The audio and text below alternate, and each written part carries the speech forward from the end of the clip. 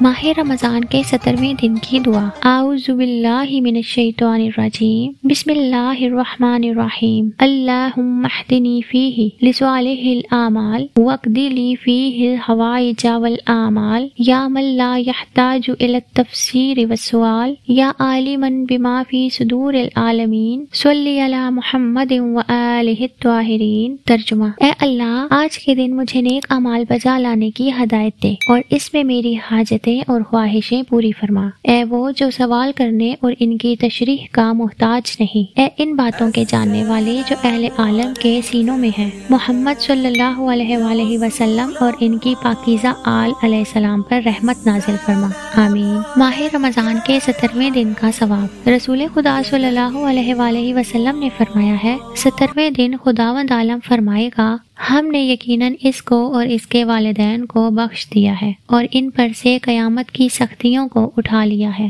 سبحان اللہ۔